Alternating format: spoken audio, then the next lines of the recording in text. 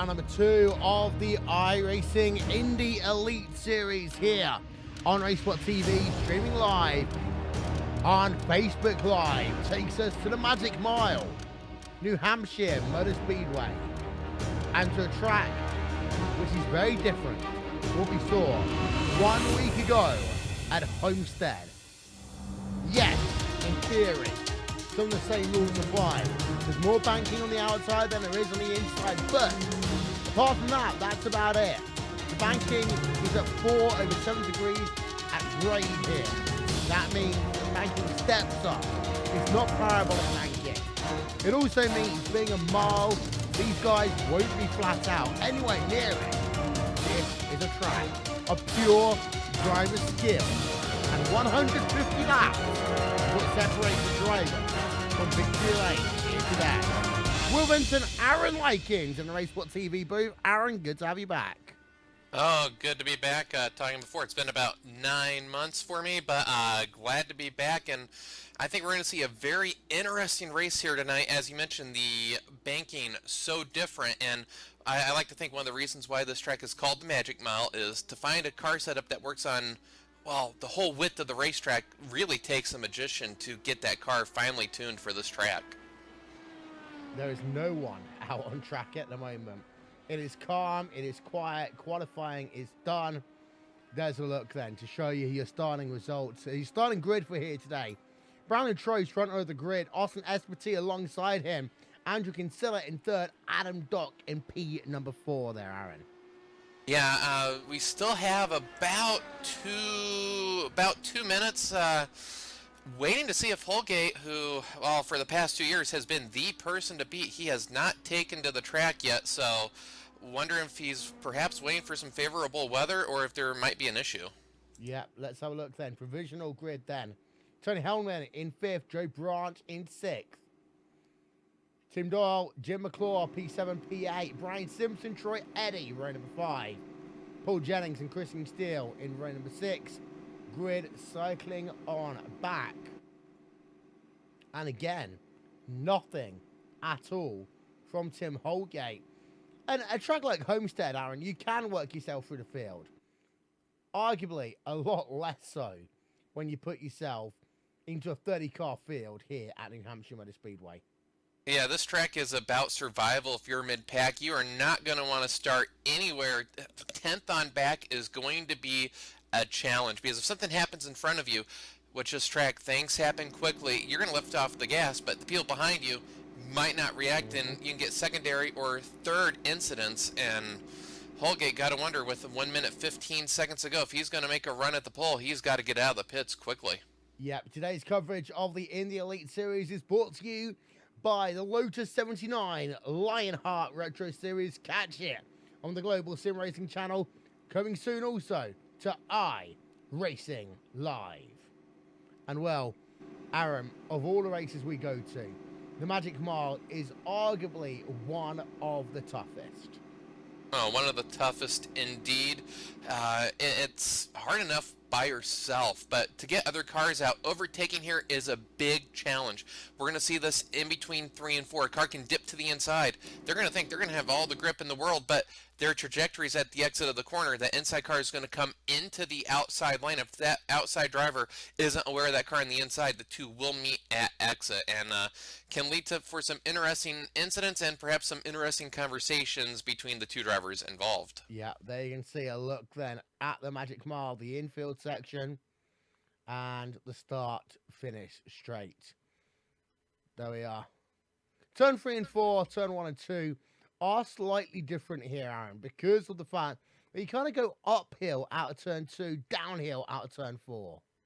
You're going to see the drivers be a little bit closer to the wall in 3 and 4 than you are 1 and 2, and for the drivers, they may be working the in-car adjustments the same lap between the two ends. So when we go to Pocono, we talk about the 3 different corners, but this track you would think would be similar on both ends, but you can be a whole groove or a groove and a half lower in 1 and 2 than what will work in 3 and 4. As the guys now start to line up on the starting grid, getting ourselves ready to go racing for 150 laps here this evening 85-degree track temperature. It's hot, but there's also some wind out there. And it's that wind, Will, that is going to wreak havoc. In warm-up before qualifying, before he went live, winds were up to 12 miles an hour. They're out of the straight south, so that means you're going to get a tailwind into 3, headwind into 1, and well, I was seeing in between turns 2, a lot of cars snap oversteer. It starts in the middle of 2 and out of 2, spinning to the inside as the wind goes from a headwind to a tailwind. So that's something we're going to want to watch over the course of this race to see how these drivers affect, how the wind affects them. There you can see Tim Holgate very rear of your field. No qualifying time by him. 31 drivers. I mean, we've seen Dixie do it at Mid-Ohio. And anybody in this field, Will, that can make this work, it's going to be Holgate. He's really the, well, he's still racing, but right now he is the legend of the IndyCar. He's won pretty much every championship we've covered in the past 3 years. Great evolution to see where he came from 4 years ago to where he is now, and if he can come from 31st to 1st tonight, that's just going to add to his racing resume. There you can see the cars are lined up now behind the iRacing first safety car, getting ready to go racing here at the Magic Mile. We'll turn the volume up. It'll be okay.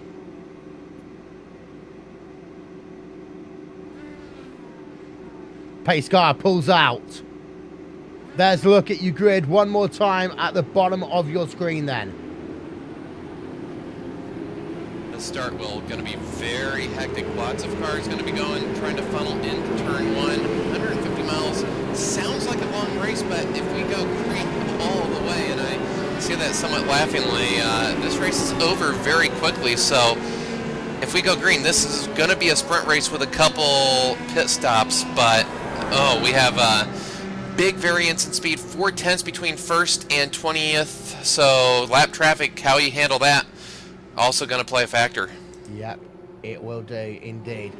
There's a look at your field then. Remainder of the grid showing along the bottom of your screen.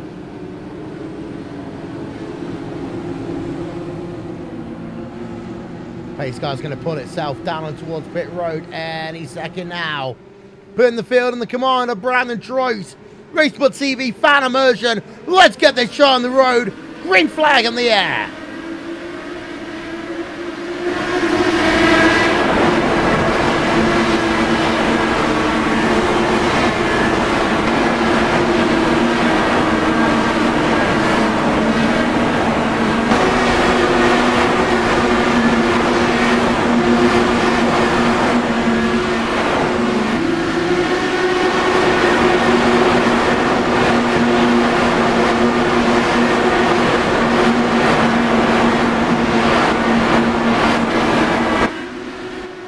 Troyes out to the early advantage.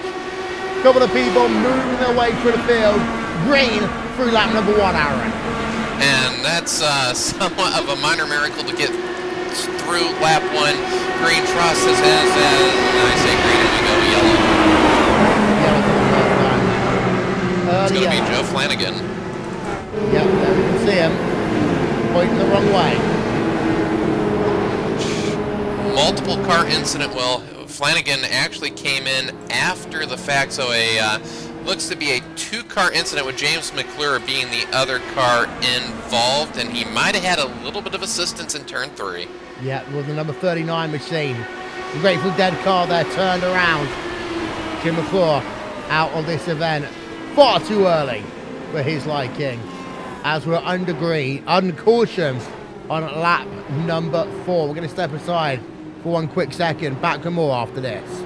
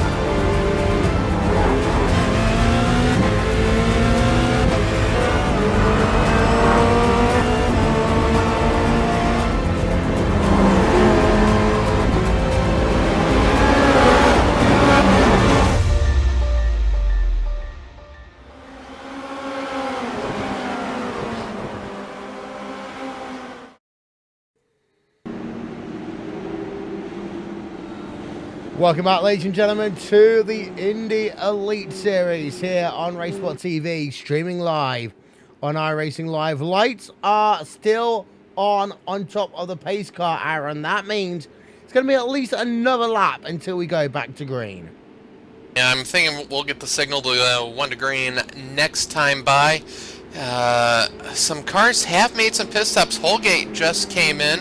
Of course, Holgate started at the tail of the field, made up 6 positions before that first yellow, so in 2 laps made up 6. Going to the back, and, well, when you are in the back, a split strategy can work. Nothing really to lose, and that'll be a story to watch for the rest of this race.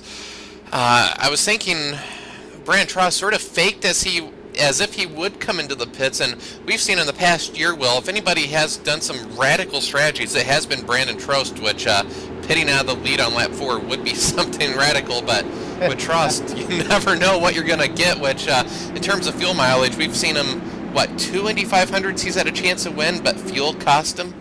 Yeah, and I think he started to learn from some of those mistakes. He doesn't want to have the same happen to him again. Lights are out on the pace car. We're going to go back to green flag racing. This time by. Today's broadcast is brought to you by the Lionheart Retro Series Lotus 79 Starley, coming your way soon to iRacing Live. Trost Asperty, row number 1. Inside a Dock, row number 2. Hellman and Branch, row number 3. Hug the outside line. Come back to green. Green flag in the air one more time. And Aspetti, a great restart that time. He's just 1.5 car lengths behind Trost. Now, whether or not he's going to want to grab the lead, well, of course, at some tracks we talk about fuel mileage. Very hard to save fuel in the draft here. You're going to want that clean air early. You are. As there you can see, Brandon Trost. That's how quickly the laps tick off here. That is the advantage that Trost has after just 1 lap. 4 tenths per second. Caution back out. Looks like the incident's going to be in turn 4, and Flanagan once again involved. So Flanagan's day goes from bad to worse. Replay up. Have to wonder, Will, if maybe some damage from that first incident. Very rare to see a snap oversteer on entry at this track. These cars really want to get loose on exit. As the car starts to get tight, you put more and more wheel, and then when you hit the minor transition of the banking, it snaps, but have to think some damage in the suspension caused that. Well, also, he was going too slowly. That's part of the issue. And perhaps some aero damage, and that's one of the things, new drivers in the IndyCar, if you drive this car slow, this car is meant to be made to drive fast on the limit. If you aren't going full speed, you're not getting the same amount of downforce, and that's one issue rookie drivers have. This car needs to be driven fast to generate the downforce. If you're driving 4/5, this car is going to get very wicked to drive quickly. So less than 10% of the way through this event. 2 cautions already. Tim Holgate pitted once already. Expect him to pit again, realistically, Aaron. Oh, yeah, right now I think he'd have to. He's going to really commit to the strategy, and he's already had 2 near misses, missing spinning cars, and another driver back there, Christian Steele, he started 13th. He's now running 27th, so he may also be playing the fuel game, knowing that, well, it's shaping up that the flagman's arm's going to get tired, and the pace car is definitely going to get its time out there. So if you can time these pit stops right, and then everybody else pits and you stay out, well, no need to pass them on the track. Passing 26 cars is a monumental task, but if you pass them when they're stopped, well, you got yourself a chance.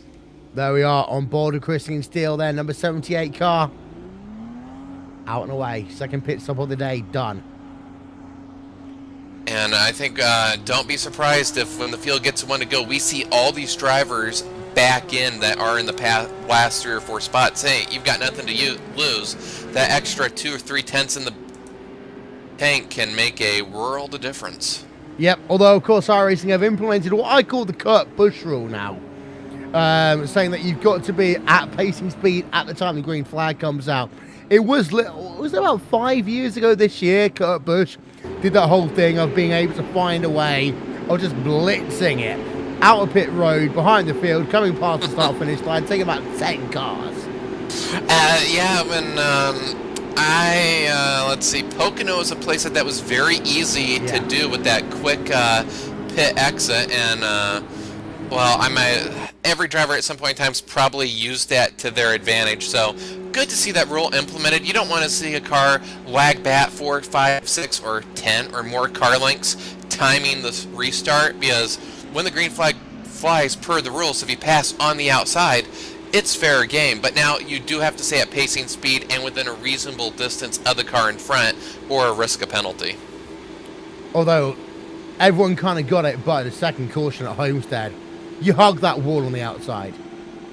No, in racing, if you give anybody an inch, they'll take that extra 2 miles. So if you give just that half a car width to the outside, that's an invitation to the car behind. Hey, take the spot. I don't want it. So you absolutely have to hug the outside line. The same way that when we see Indy cars race at Texas on here, you're going to be hugging that bottom, because the second you give up that inside, well, the driver behind, you give half a car length, they're going to think it's a whole car length, and it can end in tears. What do you mean? You can hold the outside line at Texas.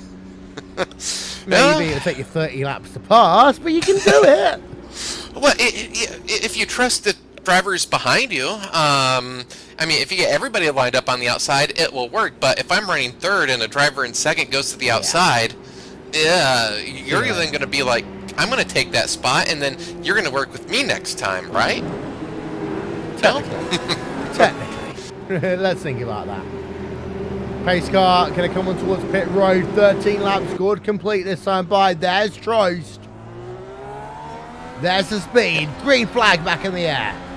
And he mixed up his starting spot just a little bit, which is his right to do. Espati, though, timed it perfectly, and just like last time, the top 4 go together, and it is a big difference between Adam Dock and Tony Helmanen. Yeah, having a look through your field. Joe Bryan using pencil colours here today.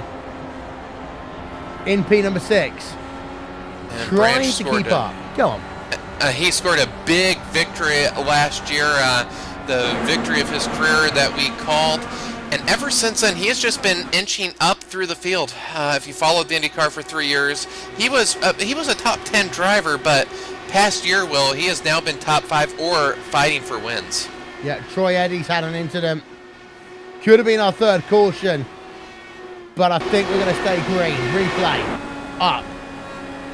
And he was the driver that did, when I said had a little bit of assistance, might have been involved.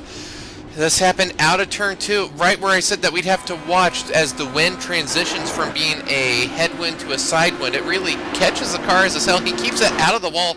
We stay green. He'll be able to continue, but going to be a long rest of the day for Troy Eddy.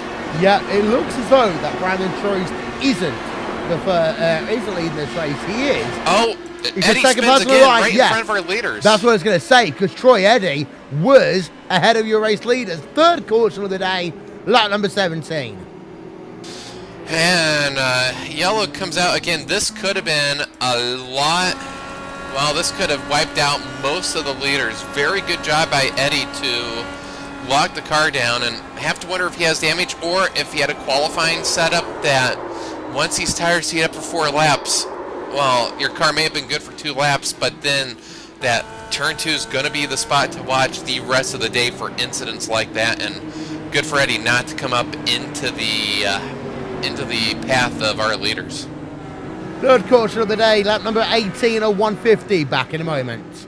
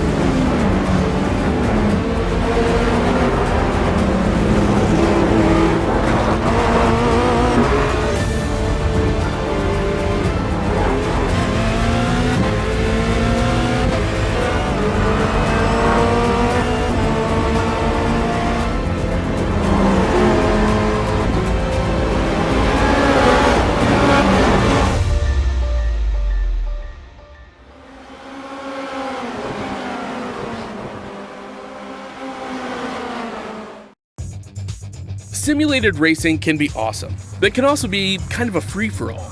Interestingly, auto racing faced the same problem in its earlier days. Whether it was on the back roads, the beaches, or the city streets, the racing was fun. But there was always a certain level of chaos and danger, until some folks came along and put some order to all of this. Stuff like official racetracks, regulations about weight and equipment, and enforcement of standards. That's what gave us high-speed excitement, fast-paced action, and photo finishes. That's when racing became racing. The guys over at iRacing.com have made the same transformation in the world of sim racing. Sure, they've got the most accurate tracks and realistic cars out there, but that's just the start. See, iRacing analyzes the performance and results of each driver in every race, so you can be sure you're always placed in races where the competition will be tight, and that those reckless drivers who ruin it for us all are kept in the pits. Not to mention that with over 45,000 active members already in their vast community, you can find races day and night, so you can always get in on the action. You can even join a league of your favorite series. And since updates are always automatic, you don't have to worry about software and can focus on the track. Zip up your fire suit and check out iRacing.com.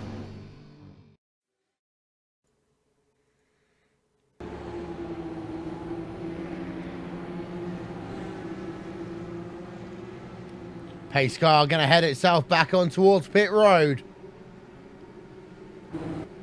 Third caution in the books. Green flag back in the air. And once again, Espity, great restart, but at this point in time, I don't know if he's going to force the issue. You really don't know how long you're going to be going green. Hopefully we get a long stretch here, but right now just running the top 5 is an achievement within itself. Yeah, you feel lap number 1 seems to be okay. We're not getting cautions immediately. It seems to be after 2-3 laps, Aaron. And well, we did talk about this. Track conditions here are treacherous. Yeah, the track temperature, we're at the same starting temperature. Track temperature 110 degrees, which for the Magic Mile is extremely hot. Coming into today, maybe the teams did not test for such a warm day, but that's what we've got. And as the tire temperatures come up, the track gets greasy, and the exit of turn 2 seems to be where drivers are really struggling. Part of the reason for that is, as I talked about earlier, because you transition kind of uphill out of turn number 2, downhill out of turn number 4, as the cool number 14 machine all the way up in the grey there, out of 4 that time by. Yeah, Kinsella way up the hill, and that seemed extreme, but in warm-up, a lot of cars were running that line. It kept looking like people were missing their entry point, but the line in 3 and 4, very high. This time he is a little bit lower, so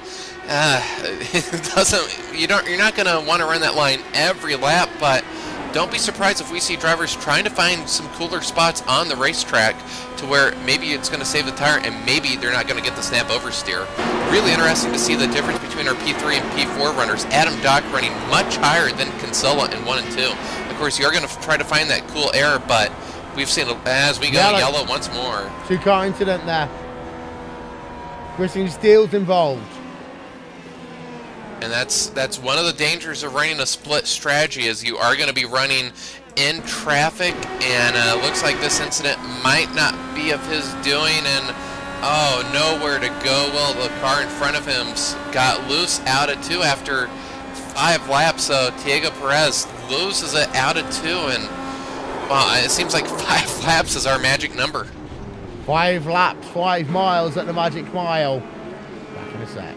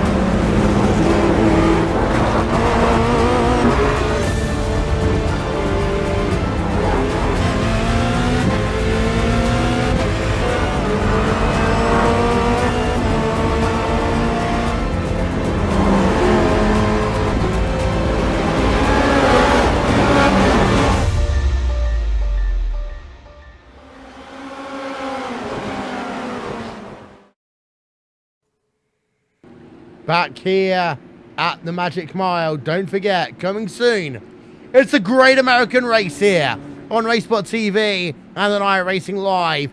The iRacing Daytona 500, February 24th, 9 p.m. Eastern Time. Well, you did notice something there. P5 on back have broken and have gone onto pit road. So, split strategy. I gave a warning with, we saw what happened to Christian Steele.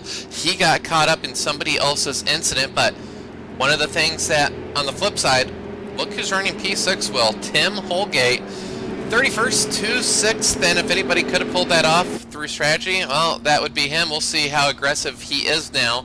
He will have slightly fresher tires, not that I think we've seen too much fall off in the 10 laps that we've run green.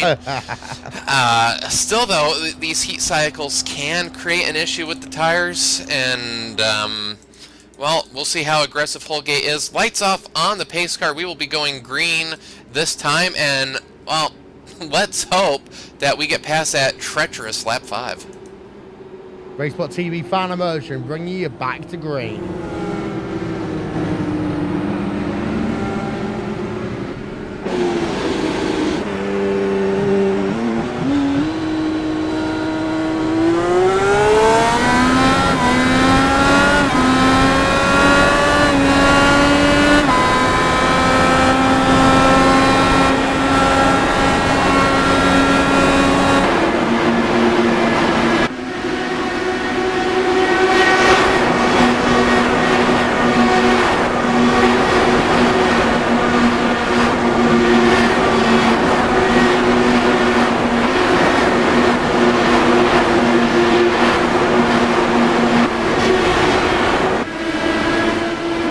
Free wide towards turn number 1. You did. Mid-pack, Tim Doyle, Adam Dog, Alan Maria, and Tony Halmanen. They about went 4 wide down the front straightaway, and of all tracks that you can't get away with that, this is going to be it. Side-by-side off of 4, that is the battle for P9, and I haven't talked about Tim Doyle. He is really a short-track IndyCar specialist, so I expect him to finish higher than P10. Really haven't seen what anybody can do. At this moment in time, well, you really don't want to be racing the other cars. For most of the cars out there, you're going to be wanting to race the racetrack as, very high. Oh, got away with one there. Yeah, that was the driver of Alan Moria there. Falling well down as a consequence, but he just about keeps it alive. And he's going to be, he may have lost 4 spots there, but, that's car a lot off. better than losing 20. We've got a car off. That's Margia. We stay green. And staying green, something that has been difficult. We are been green 3 laps, so now turn 2 is really going to be a skating rink if you don't have the setup right. And that's something, when you test for these races, so many people focus on starting spots. Well, they do qualifying run after qualifying run, and you might be able to hold that car together for 2 laps, but this is a 150-mile race.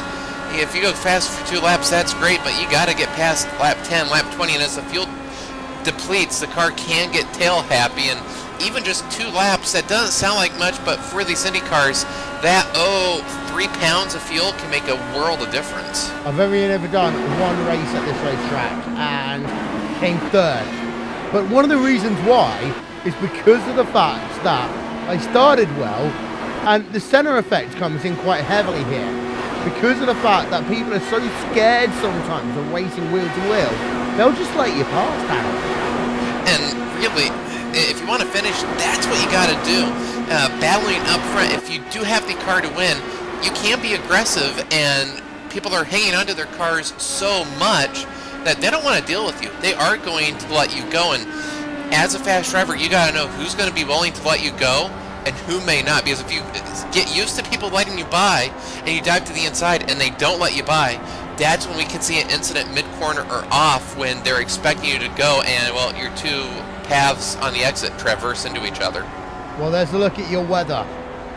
85 degrees, air temp, track temp into the hundreds, wind of 12 kilometers an hour, 60% humidity, and that says an awful lot about this race. And that's the thing here.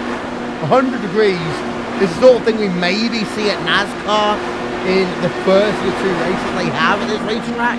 Not normally on a late February evening. No, extremely hot here. Of course, the last time the IndyCar Series was here, it ended in the wet, so thankfully that's not... a race many people don't want to talk about, but no, very extremely hot evening or day here.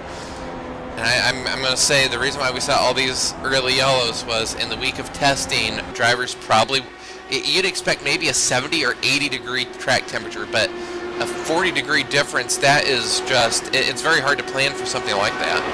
Yeah, and for some of these drivers that's coming to a pit road, they might have considered taking a couple of wing adjustments, a couple of tire pressure adjustments there. Pretty much you can change anything on this race car, and they can do it in the car as well. We're on board right now with the driver of Tim Holgate. For those of you who are new to IndyCar racing on RaceSpotTV, well, first of all, thanks for joining us. You've got a lot to be enjoying with us soon, but there you can see one of the levers. That lever will control the anti-roll bar in these cars. You've got one for the front and the rear anti-roll bar. You've also got one for the weight jacket as well. They will basically, the weight jacket, in a nutshell, controls how high the right rear of the car is elevated off the racetrack. The anti-roll bars basically deal with the stiffness of the front and the rear end. And I'll tell you one thing, that the anti-roll bars are well in motion here today. I wouldn't be surprised if they are in transition between the south end turns 1 and 2 and the north ends turn 3 and 4. And as the fuel depletes, you're going to be working that weight jacker to compensate for that weight change. Drivers can find a setup that they might not have to utilize those tools. Some drivers are going to be really they're going to want to not deal with that. They're going to want a setup that's going to remain the same the entire time, and that can work, but you may be a couple tenths off the track.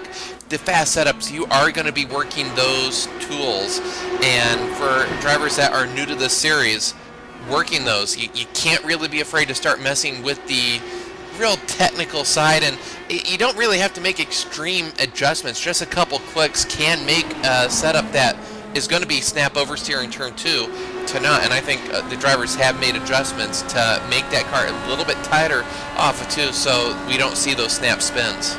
On board with Andrew Kinsella. Smoking is bad, everyone, don't forget that.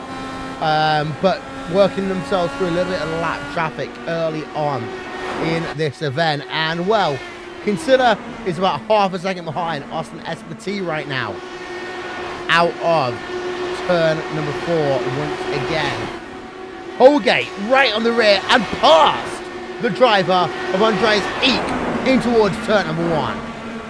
Oh, maybe not so fast. Well, that outside carries a lot of speed. Holgate gets a little bit of light off of turn 2. Great set by Holgate. That car really could have snapped around on him. Got to think maybe using the lap car as a picker. Oh! He almost makes contact. Oh, and I think we're going to see this the rest of the race, Will, as we've lapped up to P24. You got to really plan where you're going to pass that lap traffic almost a lap in advance. Holgate loses about 15 car lengths to P4.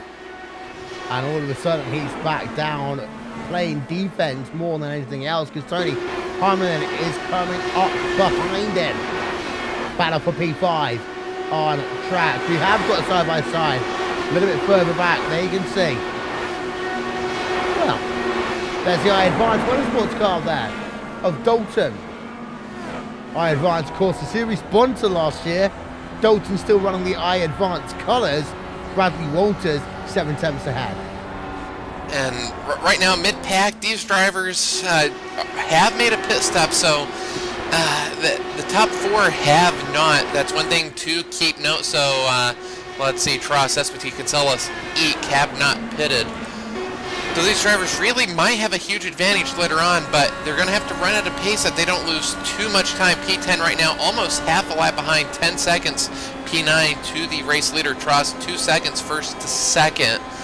Tross really putting a clinic on, but for Jennings, Dalton, Branch, Walters right now, they're just really running the racetrack, and that's really the smart thing to do, as Walters does get around Joe Branch, and really no battle there contested.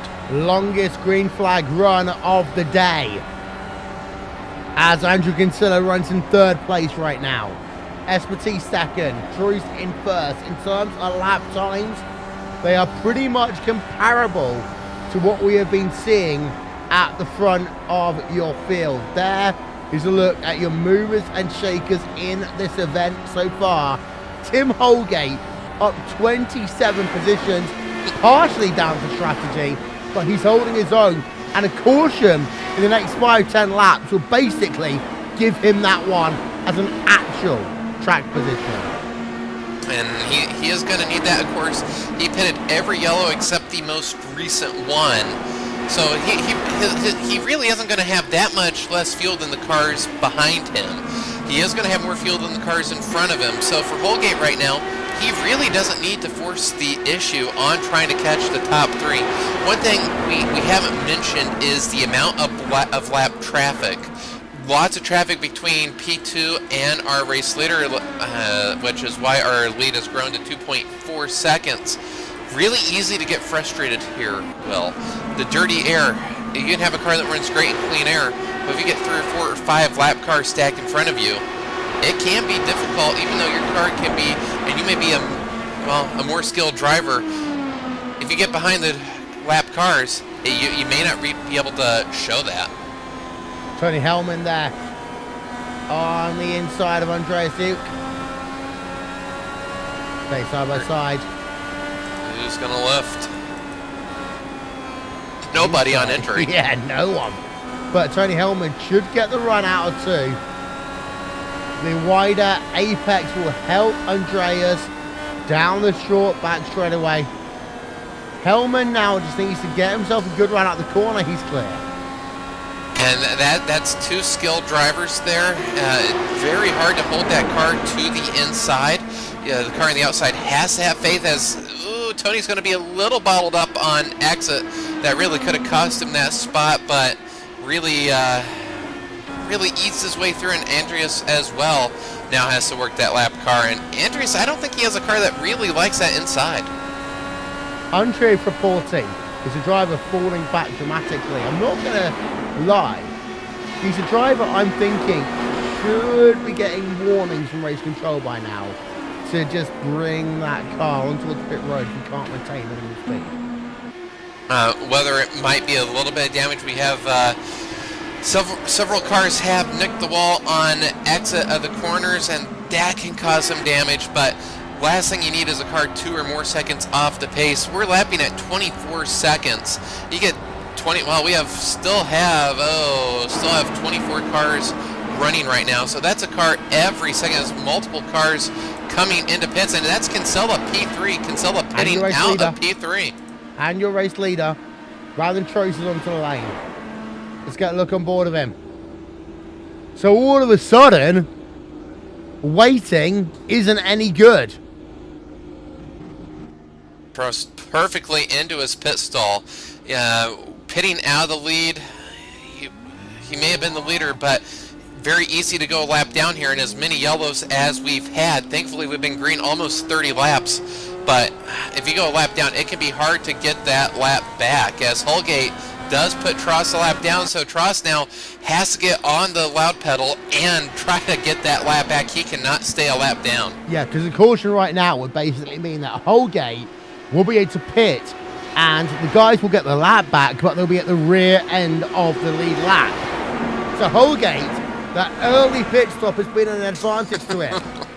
Yeah, I said at the start, if anybody can make P31 work, it's going to be Holgate. And, oh my goodness, 31st to 1st in 62 laps. But here comes Trost, fresh tires.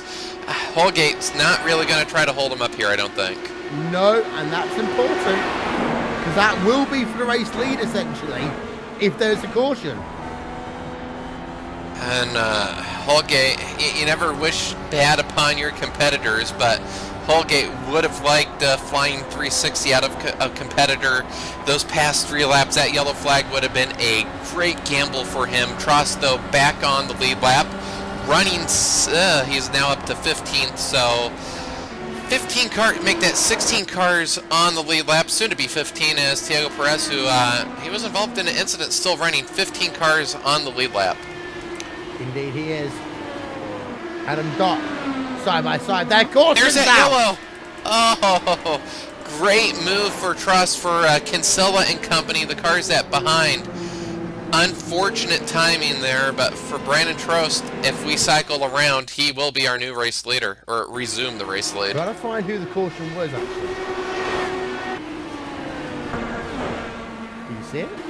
I think it might have been off, was it off turn 4?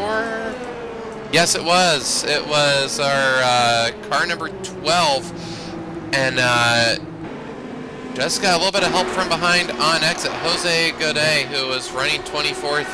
You had mentioned him, Will, somewhat off the pace, and the closing rates here rather high. And it sounds really horrible to talk about the fact that you want people off the racetrack, but a track like this, as Holgate, Hellman, et al. Will come in, you just can't have that big a second disparity between drivers. No, at Auto Club, at Michigan, at Indy, drivers can make adjustments, but you talk about Iowa, Richmond, here, Milwaukee, Phoenix. Richmond. Richmond, there's a track that if a car is half a second off, it can make a huge difference. You have to plot your moves 2 corners in advance. If you make a sudden jerk of the wheel on the exit of 2, well, you're going to get a one-way ticket to that inside wall. So yeah, whether it's damage, you really don't want to. As we almost had an incident coming off pit road between Jennings and Doc. Very close there. They might have actually made contact. Let's have a look. If they didn't, it was mightily close. Oh yeah, they made contact. Just so hard enough on the racetrack. Last thing you want to do is be bending some parts on pit exit.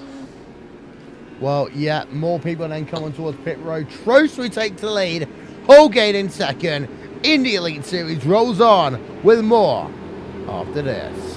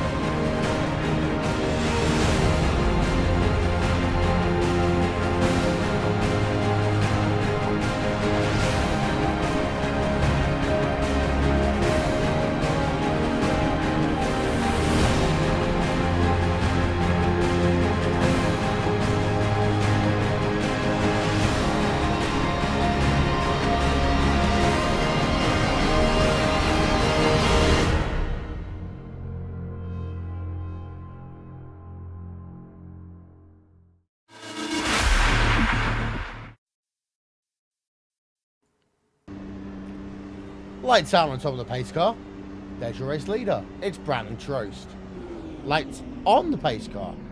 Interesting. So it's been waved off. Well, that means you just go back to green. Back to commercial.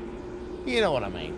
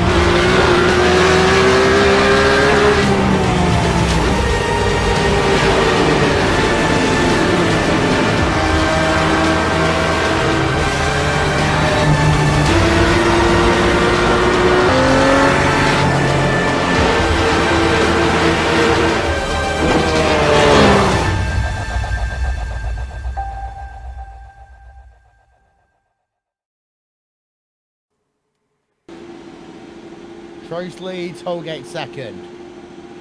70 and 150 scored complete. Green flag about to come back in the air. Here we go. For the restart.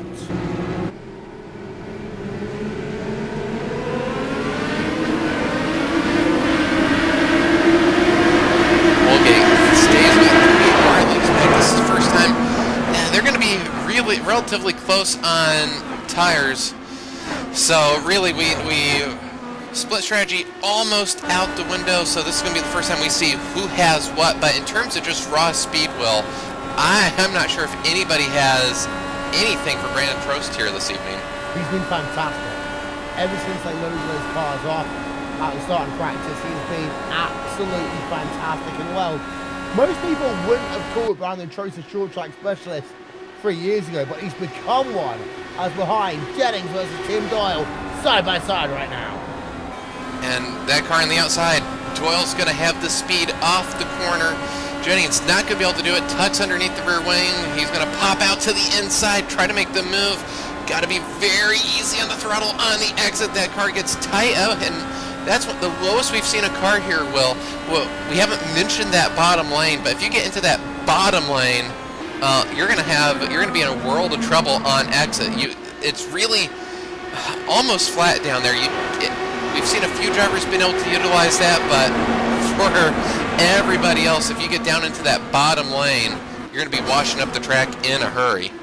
Yeah, because the bottom lane used to actually have, did it used to be the pit lane? Am I right? Maybe, let's see, Someone trying to think.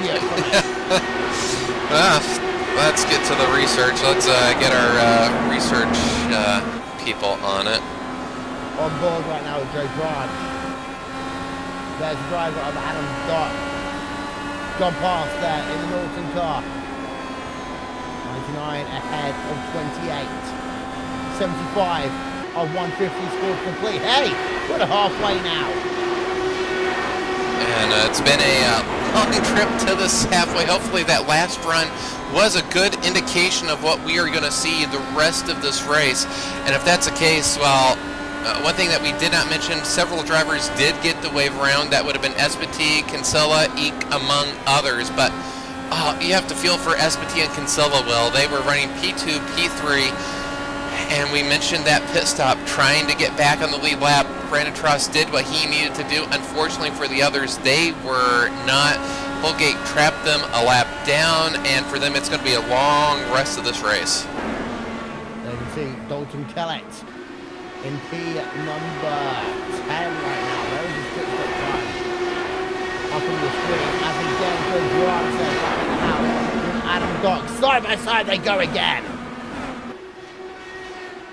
And we're gonna be seeing more and more of this as we wind to the latter third of this race, where what we mentioned earlier, Will, you mentioned that some drivers do get aggressive and drivers will let them by, but for the top 10 in the Indy Elite Series, you're just not gonna see that. Every position's gonna be fought for.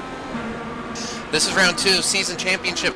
Not gonna be on the lot of minds of many drivers, but if you do want a shot at that, you really can't lose points early in the season.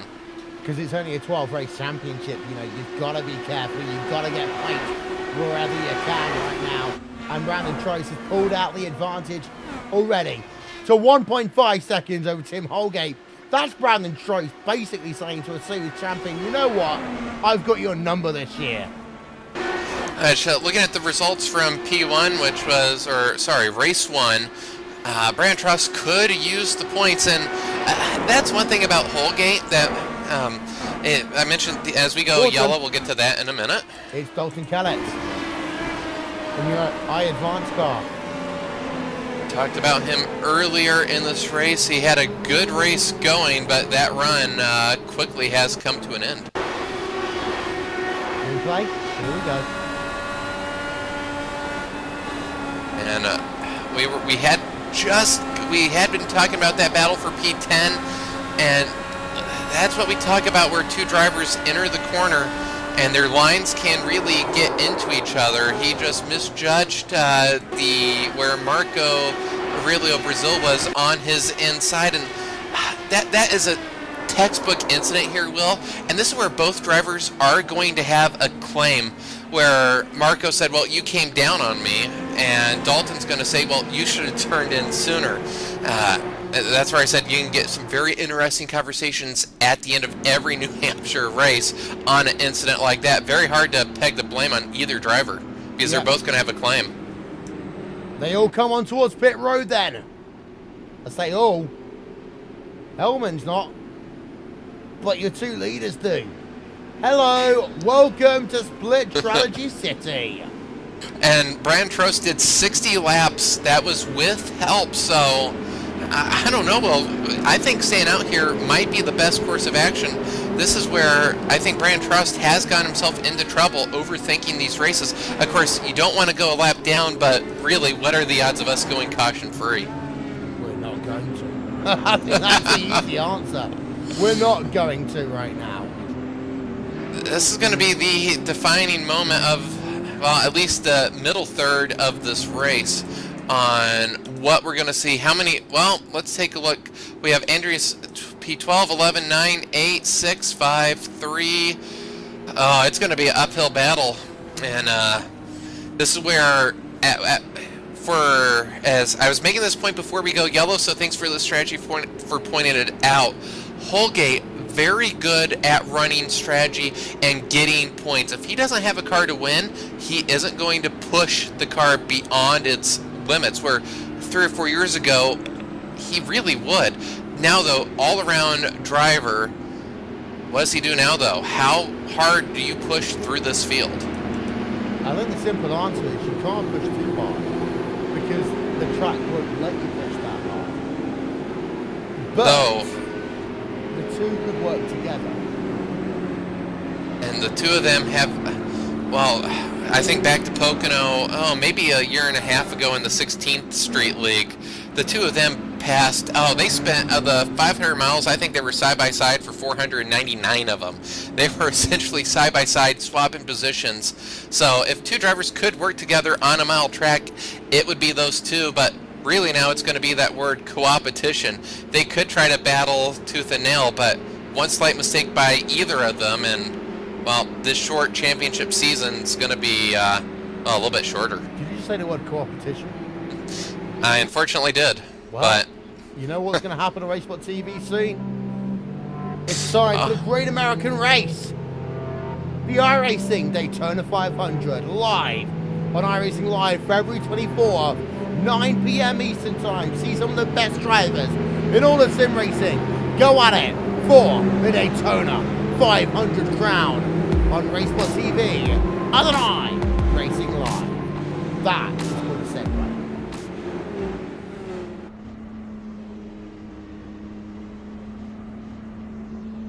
You're so impressed, you're speechless. Well, I was, quick moment of reminiscing there. The Daytona 500 we did, that would have been 4 years ago now. 5 years ago. 5 with the 3-wide finish. Can't remember who. 4 or 5 years ago. One of the two, yeah. That would have been 4. 4, okay. 2013. Yeah. When I lost my voice. Hoping I might see me make appearance that evening. That's always one of the, well, speaking of that, pace car is in. We are back to green, just like that. Yeah. Boogity. In towards turn number 1. Well, we'll see how Tony Helman's car works in clean air. He's our race leader. Bradley Walters, P2. Tim Doyle, the mile specialist, P3. As we are going side by side, down in the pack a little bit. Espatine. A little bit further back from where I was watching, but P8, P9, as Trost now, he's going to be on the march. He goes to the inside of Michael Peters. And it's going to be interesting to see, can Holgate stay with him? Already one car between them, about 10 car lengths between P8, P10, as Holgate now comes under fire between Paul Jennings. Jennings going to make the run, so, well, with 60 laps. Either that or it's never too early to start talking about fuel strategy. 60 laps was the run before. Surely with a one special we rarely talk about these in the broadcast, but these fuel tanks are limited to 80%. So, let's see, about a 14-gallon tank thereabouts. Can they do 65 laps? You know what the other thing is as well? They limit the fuel tanks to increase racing. And it ends up everyone just playing in different fuel mileage. It's been that way in racing for the past 100 years. Race organizers will try to make things a little bit more interesting, try to put drivers in a box, and that just makes them think outside the box even more. Been that way for the past 100 years. It is. Tim Doyle up into 3rd place right now. He's been charging forward through strategy. Started P7, went back, went up, went out. Well, that's been his race. Exactly. That's been his race so far. Finally got that down to a steady 3rd place. I've missed doing these broadcasts, but running P3, and as I said, he has been from the broadcasts we've done the past 5 years and the races I've been in, short track specialist, you wouldn't expect anything but a top 5 out of Tim Doyle. When we get to pit stop, so we'll see how he runs. We talked about would Tony Helmanen's car run good in clean air. It most certainly has. 3/4 of a second between P1, P2. The story now, though, is going to be Brandon Trost and how he marches through. And I would have to think everybody has one stop left. If we go through that logic, I think Brandon Trost is going to have to work somewhat. He's going to have to put some effort in getting through these cars. Yeah, you would argue that in some way, shape, or form, somewhat. He's going to have to put some effort in getting through these cars. It's always going to be the driver out front that has the clean air, that has the advantage. But Hellman, he's got a solid race car. It might not be particularly fast, but it's doing the job, and his lap times are comparable. Yellow, and just as we went yellow, Brandon Trost about went up into Andreas Eek. We may want to get a replay of that. Right as the yellow came out, very close as the car in front of him decelerated, and maybe Trost lifted off the throttle as well.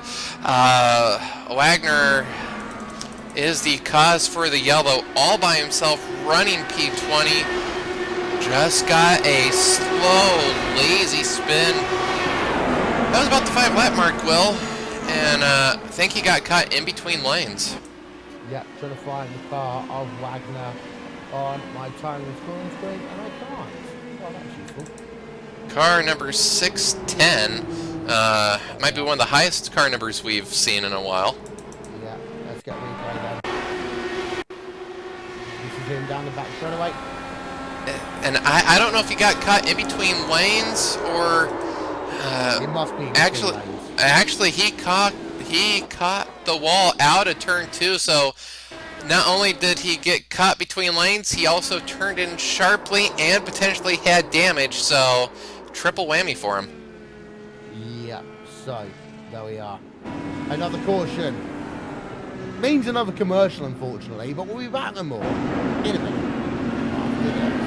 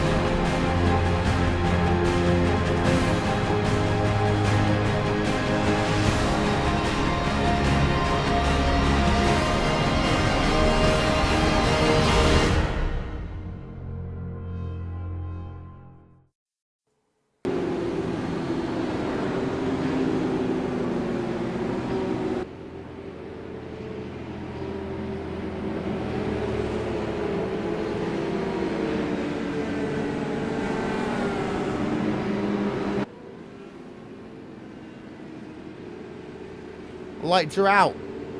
You ready to go again?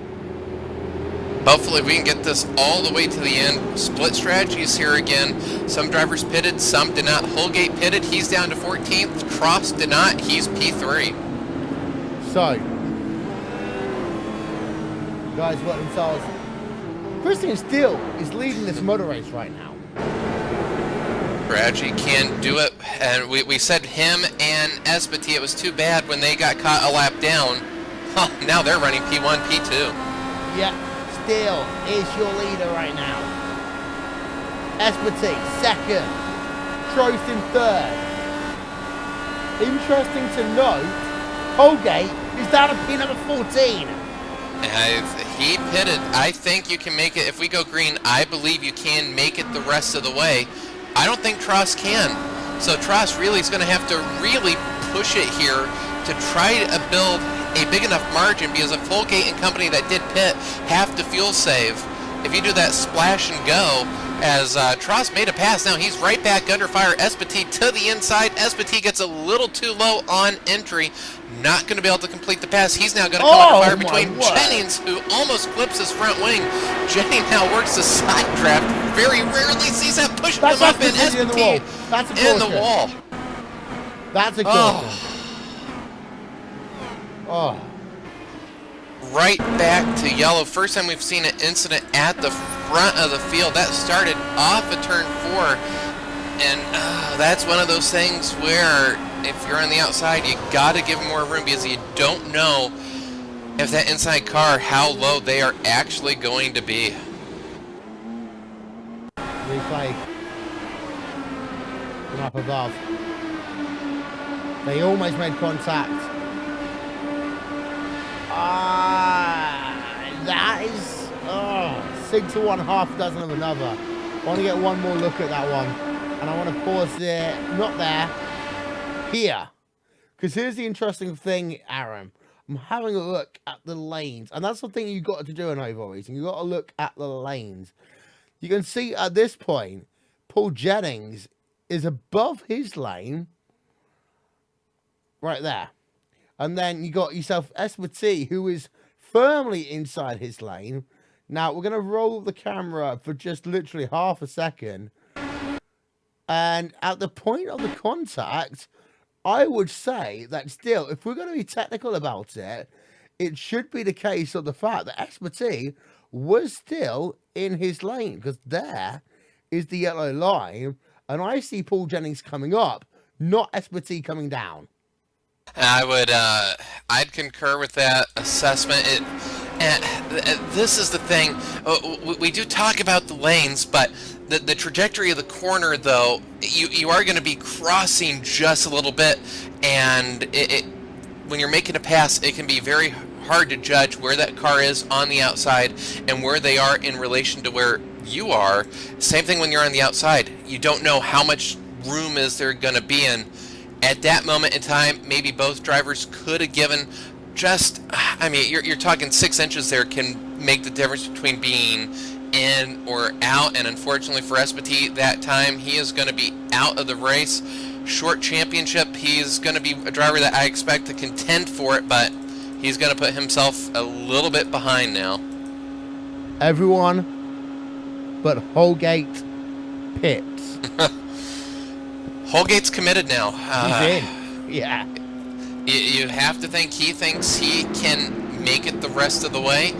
And, I hate to make this reference, but it seems every time there's a fuel mileage race, we talk about it. But once you commit to a strategy, you got to go with it. Typically, we talk about that on the 2.5 mile ovals, to where if you start saving fuel and dropping back a little bit, once you stick with it, you got to go with it. You can't waffle between two of them. Very rarely, though, do we mention that with a strategy on a 1 mile oval. Yeah. Lights are on the pace car. Have to wonder if Holgate... Another thing, we talk about this at Indy, working backwards, road course racing style. What is the first lap that you can pit and make it the rest of the way? Holgate really is going to be the only driver that figured that out, because there's no cars between him and, well, we do have Christian's... Actually, no, Tross is now P2, sorry. Or it could be a case of he's worked out the fact that, in theory, there should be another 2 more cautions. Only 2? Only 2. Well, I want to see. I want to see what these drivers have. Who can work the dirty air? Who can work the lap traffic? This track under green, very exciting and frustrating as a driver to work the traffic, make those work a moving pick, so to speak, to make a pass. Only had 1 real green flag run, but he's saving fuel, by the way. And that's another rule of now having to really maintain pace card speed, so he may be saving fuel. Don't want to get too far back. Actually, he is full corner behind. That's fine though. Right now on the 1 to green though, he is going to have to pack up. Oh wait, no, we are going green. Sorry, we are going back to green. Green flag back in the air. RaceSpotTV fan immersion.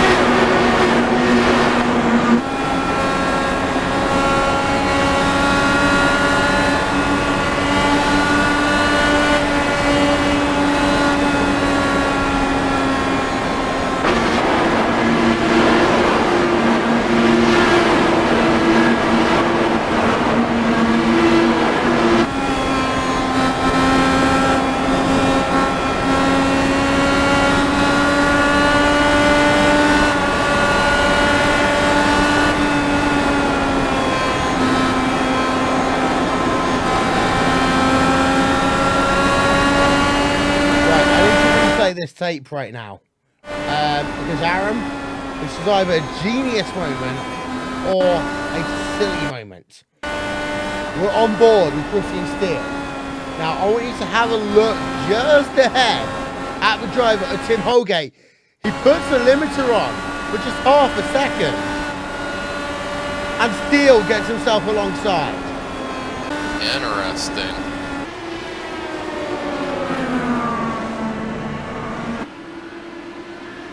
I don't know what to make of that, Will. The red light came on. I mean, the pit limiter is so easy to hit in these race cars in terms of they've got 14,500 buttons these days, but still, maybe Holgate, you should try to moderate the field here. It can be difficult to pass, and for Holgate, maybe it's better for. Well, I don't have a word, Will. Troy's in 3rd, Steele in 2nd. Troy's up high, out of 4, and a horrible apex. I caught the dirty air at the wrong time there. For Brand Trust, this is now the time not to get frustrated as he's going to get a run, but having that lower line, you lose speed on exit. We may see him pop to the inside here. He goes for the move. Not going to be enough. And Holgate gets slow on entry. Steele had to lift. That forced Trost to lift. And I think Holgate might have a little bit of faster car than Steele, but then again, if Holgate is in fuel-saving mode, that dirty air is his best friend, because I think if Steele or Trost take the lead, well, it's going to be game over for a race win for Holgate. But then again, if anybody has any tricks up their sleeve or ace in the hole, it's going to be Holgate. As this run progresses well and the tires fall off, really, Trost and Steele are, you don't want to say, well, there's still 36 laps to go. That's plenty of time, but as the tires fall off, it can be a lot harder to get that maneuverability to be able to make a pass. Tim Doyle saving fuel already. He just allowed Adam Dock to go past with pretty much no credence at all. Next on the list is Marco Brazil. Tim Doyle wanted someone to go past for one reason. He needs to save fuel. And when you do have a car in front of you, your car is not working as great as if you were all by yourself. Even on a mile track, we talk about this on the super speedways, where we will see leaders give up the lead so they get that draft. Don't see it often on the miles because of the dirty air, but if you have a car that can work in a different lane, you can utilize it. As Andrew Kinsella there moves himself past the driver of Marco Brazil. The Kinsella is up now into P number 7 on track. Worth noting, Holgate's on a 22 lap stint. Everyone else behind is 8 laps fresher on rubber, 8 laps fresher on fuel. Oh, well, we just about had what we would call on a dirt track a slide job by Brandon Trost. He threw the car into the inside and washed up just a little bit. Almost had the, don't typically slide job in IndyCar all that often, but tried to take the inside, tried to get in front, forced the car that was in front to have to lift. Couldn't get it done. No change in the top 3, but Trost getting very racy here. There's your last lap times on the left-hand side of your screen. Trost going to pop to the inside. He's going to try this move once again. Christian Steele's going to want all the points that he can. He is going to get clear. Steele's going to do a crossover. There we are. And look at Holgate working the 2 lanes. You'd expect that next on this Friday in the Daytona 500, but Holgate wants Steele to remain in second. I don't think that's going to happen. Trost up into second place. Heads up move by Holgate to try to give Steele the draft. And he's going to want to make Trost work as hard as possible. Trost has had the car to beat here. Now only one car separates Trost and the leader. And Trost is going to ride Holgate harder potentially than Christian Steele. 30 to go at the line. Here on RaceSpotTV, streaming live on Facebook Live. Here we go then. 30 to go. You wouldn't, with the starting grid, you wouldn't expect this, but anytime Holgate and Trost are in the race, you expect them to be the 2 battling for the win. That's not to take anything away from any of the other drivers, but past year has shown Trost and Holgate have been the class of the field. Although, as you mentioned, Will, on the miles, you wouldn't expect Trost really, maybe a top 5 contender, but past year he has matured as a driver and is becoming really a well-rounded threat at any track. Arguably, Brandon Trost is in the top 10, top 5 IndyCar drivers on iRacing right now. And you consider that from 3 years ago, we would not have made that statement. Brandon Trost has matured so much. And I would wager to bet that Trost himself would say 3 years ago from where he is now. 3 years ago, he was a driver that if he was on track, he would not give an inch at all. He had the raw speed. He had the raw talent. But in terms of racecraft, just really wasn't there. But you make mistakes over and over, and eventually you would hope a driver would learn. He has learned, and it has been really fun to watch that evolution of him as a driver, to make those adjustments, to mature as a driver, to learn when you do have to lift a little bit. And now, instead of being that fast driver that if he was behind you, you almost had to let him by or risk an incident. That's no more, as we've seen him move through this field 2 times with some excellent passes. You know what the issue? You know what that moment was when I think that he changed? That would be running out of fuel at Indy. Oh, that really well could be it. And that was one of the heartbreaks. That not only was for the race, but I believe that was for the... Was that for the championship, or was that the 500? Pretty much closing the championship, but definitely for the 500. That was for the 500, and it was Holgate then. That was role reversal that Holgate ran out. Sorry. Andrew Kinsella, by the way, in 7th place, right behind Tim Doyle.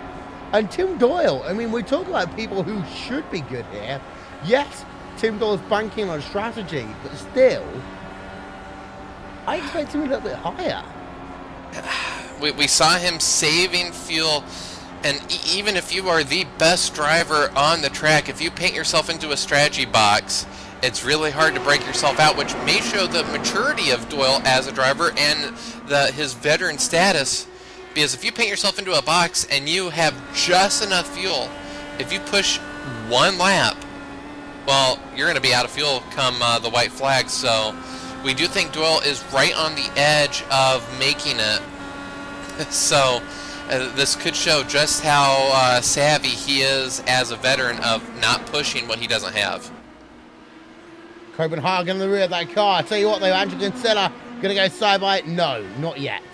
Almost go side by side. I think right now with the wind, turns 1 and 2 going to be easier to make a pass. So that means, well, making a pass really happens the lap before. You have to time when you do catch that car in front. That lap he mistimed it. Although Doyle really seems to be getting some nasty push out of 2. He does, and that's hurting him quite a bit there. Consider right behind, and gains out of 4 by a 10th. Not that much, but still enough. Not much. Let's see as we come through turn 2. Right there, center off. Doyle slows down. Kinsella's going to get a run. If he's going to make a pass, he's going to have to do it on the entry to 3.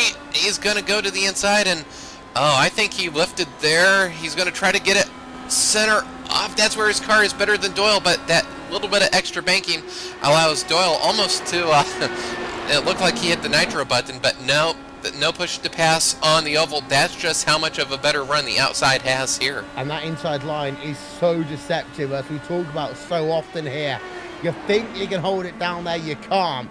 It's actually your best place to run is lane number 3 on this racetrack.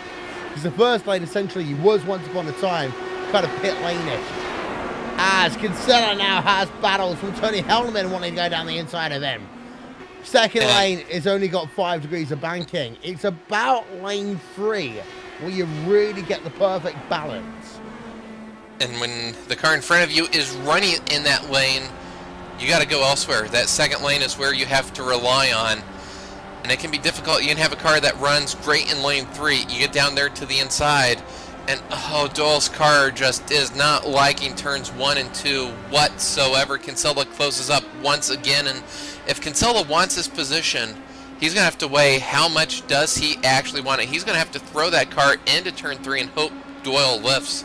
Really, right now for Kinsella, that's going to be his only chance, and Kinsella comes under fire once again from Helmanen. Not going to happen. Helmanen's just going too low to make that pass. He's going all the way into lane 1. And the people that car behind into the wall, that is Marco Brazil. And is that going to be terminal damage? And we've seen Horseman. He does loop it in front of the field, and great evasions by other people. We saw driver earlier do the same thing, hit the wall out of 2, spin it in 3. Well, that happens again, and we are going to have a shootout. Tires have fallen off. Clean air is everything. If you're the leaders, do you pit or do you stay out? You have to pit. You have to pit. Tires, I think, are going to be leading this one. Going to step aside for 60 seconds. Back with more after this.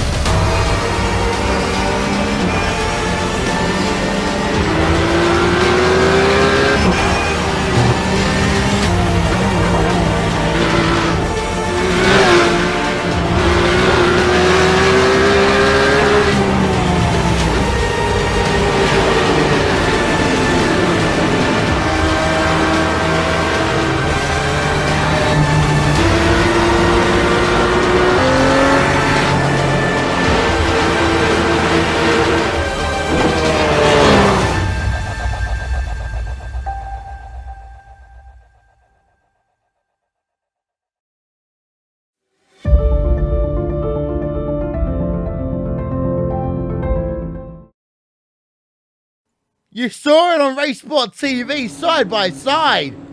Tim Holgate crashing on pit road. Contact on pit entry. That's gonna... How much damage is on that car? Not what you want to see. It might have been wheel to wheel. He might have got away with one, Will. The Norton car, the number 5 machine. Well, He didn't like that one at all, did he? Of all the places this track is hard enough, the last thing you need is contact on pit road. And this is going to be a scary thing for Holgate. If there is any suspension damage, sometimes you aren't going to know that till the car is up to speed. Well, here we are. That was wheel to side pod.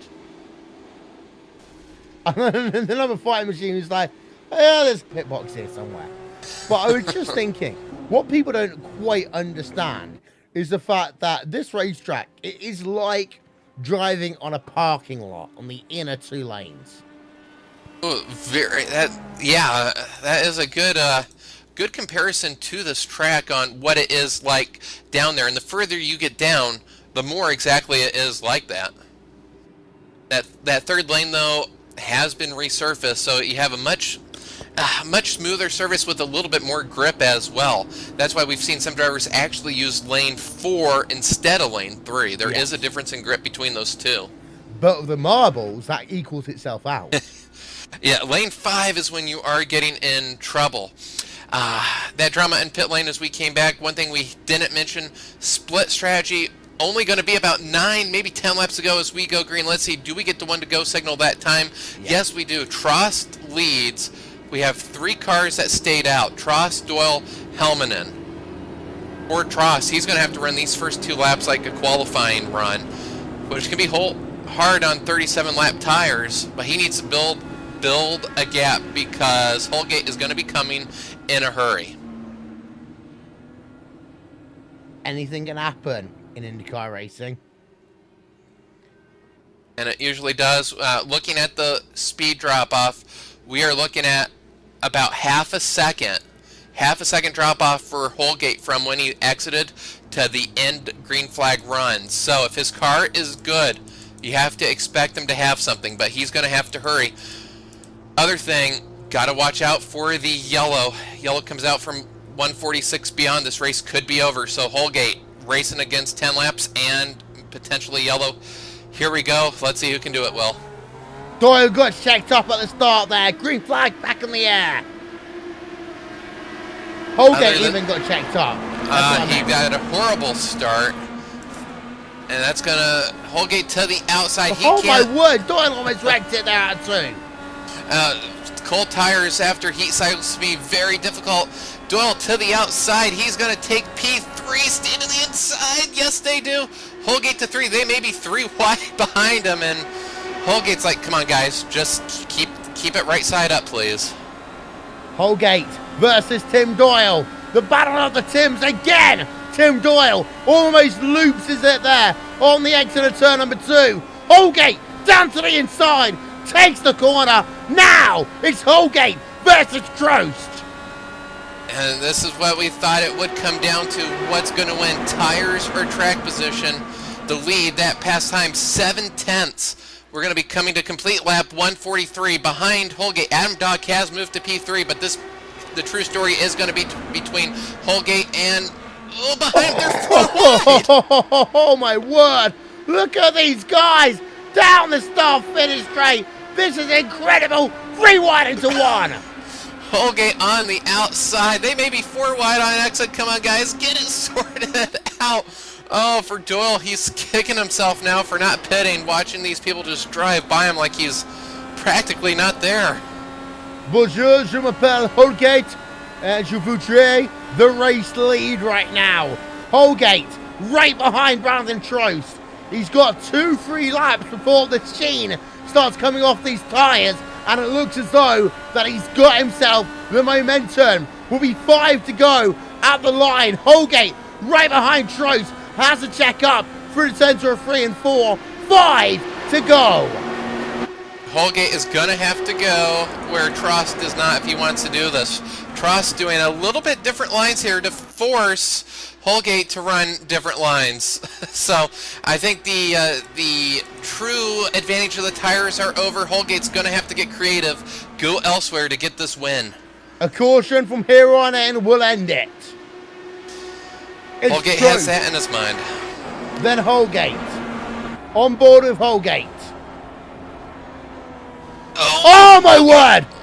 Very close. if he didn't touch it, he became, that's about as close as you can get to it. Holgate is trying everything, which that big lift there has cost him some time at the line. The lead's going to go from a quarter second to almost a half second.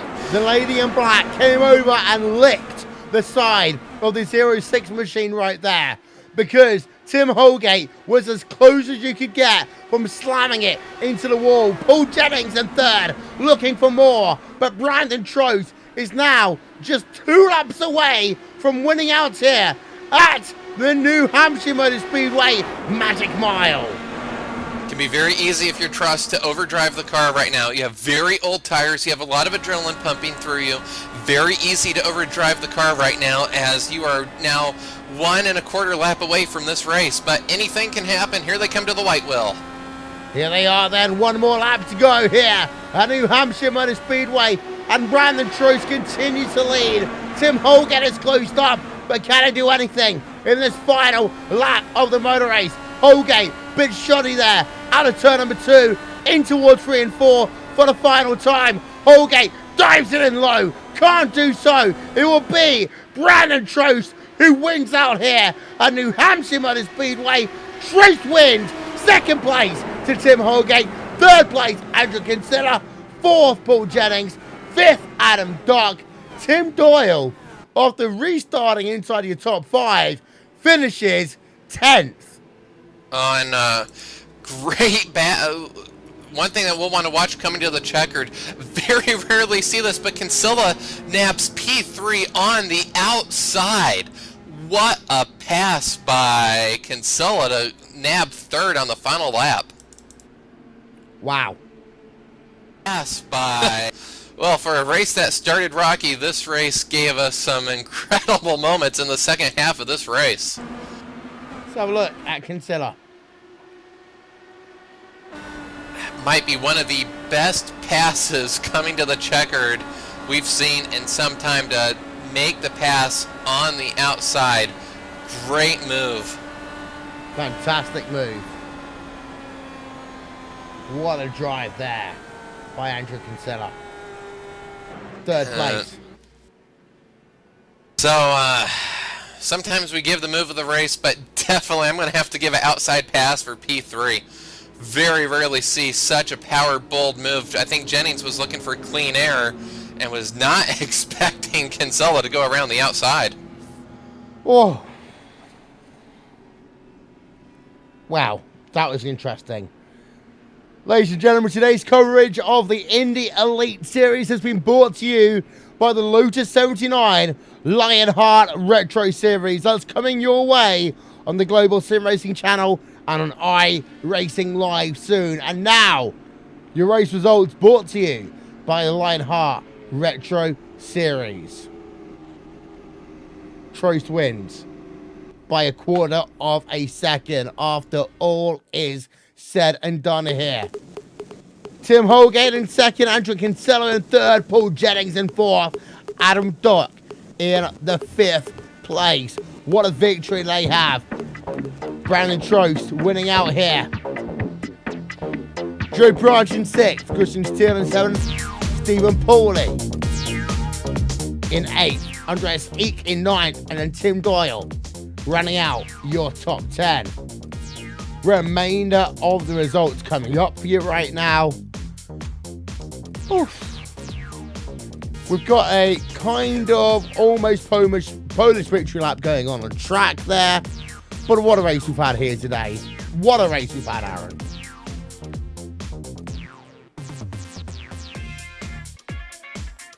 But Aaron can't even hear a word I'm saying, so that's okay.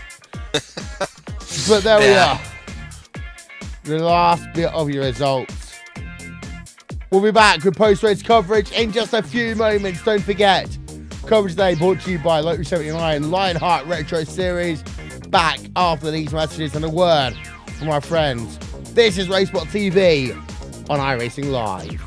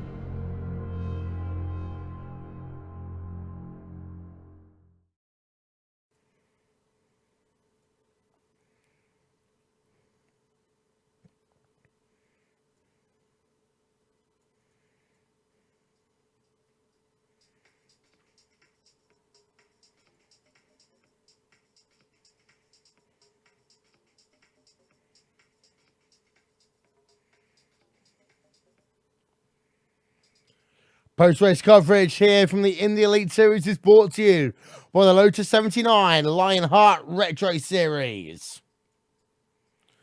As we welcome you back then to coverage of the Indy Elite Series, post-race coverage going on.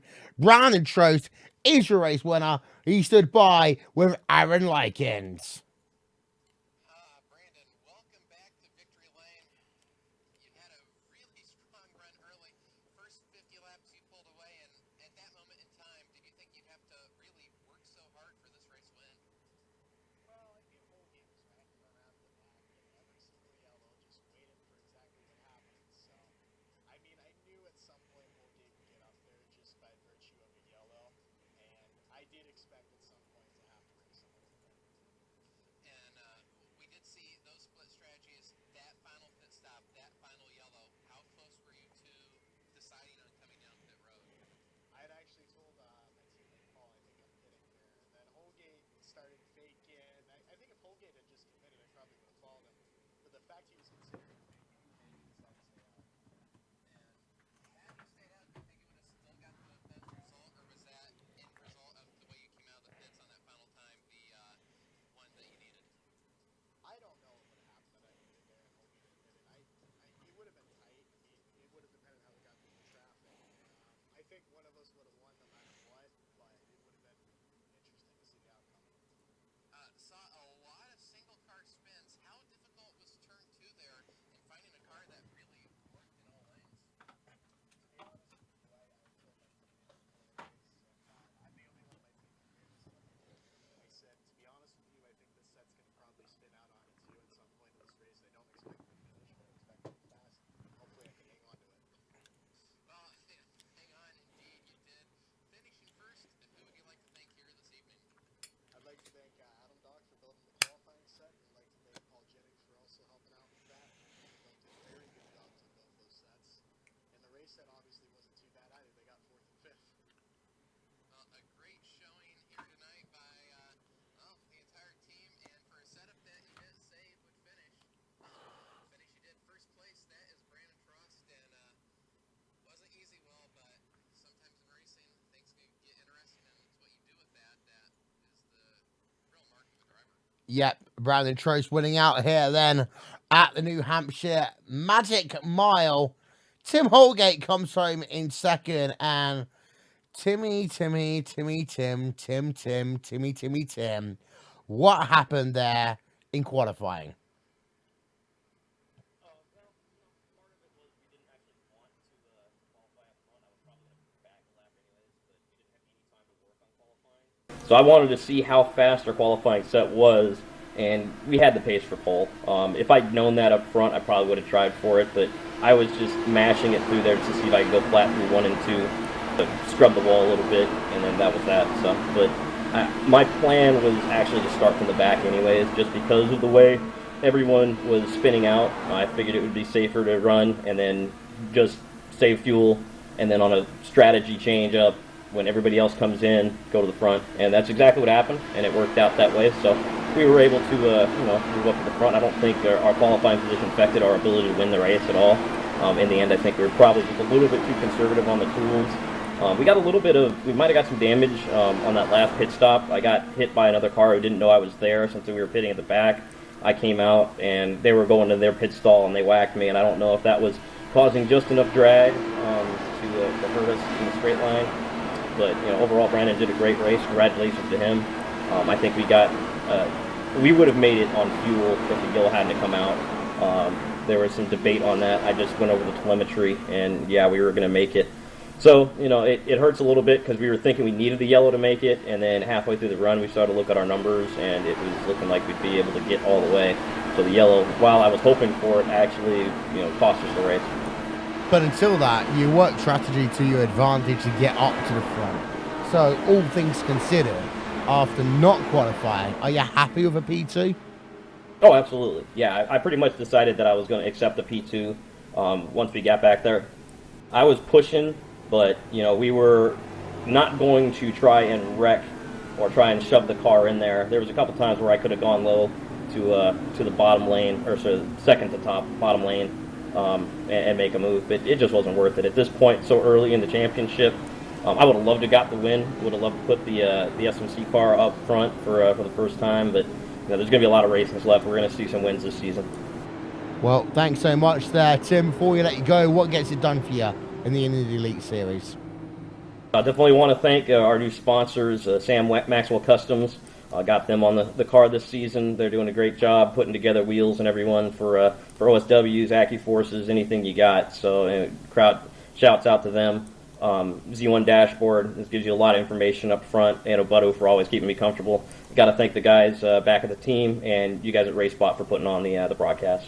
Cheers. Thanks so much there to Tim Holgate. Well, what most people don't know is that we just did an interview with Brandon Trost, but none of you could hear it. So, Aaron, here we go again with Brandon Trost. Okay, Brandon, so I guess everybody heard me, but not you. You won here this evening. Take us through, well, early on, you did have that great run, got a huge lead, but then, well, yellows happened, and early on, did you think you were going to have to battle anybody for this race win? Yeah, I did think eventually Holgate was going to get up there, and I thought at some point we'd have to race each other. I didn't know when, and I knew he was riding back there just pitting on every yellow, so I knew, at some point the way strategy was coming out, he probably had something up his sleeve. Let's see. Second question was, and it was a good one. Let's see. Trying to recreate this. Something race car. Race car, yeah, something about that. Saw turn 2 having an issue here today. Lots of single car spins. Did you have any issues with turn 2, and did you have to adjust your line at all? Yeah, as I said earlier, I thought actually that I was probably going to spin off a turn 2 at some point and not finish the race, and I kind of told my whole team that was what I expected to do, and I got lucky that it kind of managed to not spin off of there. I got close a few times, wiggled and everything, but never had as bad of a scare as I thought I was going to have. Let's see, third question that wasn't as entertaining as that one, but coming into the final yellow, were you going to pit? Were you not going to pit there? Well, the thing was, I was kind of looking at what Holgate was doing, and Holgate kind of was looking like he was going to fake, and I think if Holgate had committed, I probably would have followed him in, but the way he was faking made me think he thought, you might be able to hold someone off, possibly. So I decided to stay out with that idea. Oh, I know that he knows that I know that he knows type situation. First place here, who would you like to thank this evening for your win? Well, your setup, or whoever you want to thank. Well, I'd like to thank Paul Jennings and Adam Dock on building the qualifying setup. I also think they built a very good race set as they finished 4th and 5th. Unfortunately, I didn't end up running the race set. I had my own version, but I think theirs was just as good, if not better, so good job to them. Well, I know one thing, as a commentator, it's very difficult to recreate an interview. Did my best, but Brandon Trost for a setup that didn't know if he was going to finish. Great showing here. Yep, indeed so. Andrew Kinsella is here, comes home 3rd this evening, and Andrew, well, started 3rd, finished 3rd. That doesn't really talk about the story though, does it? Talk us through your race. No, it really doesn't, does it?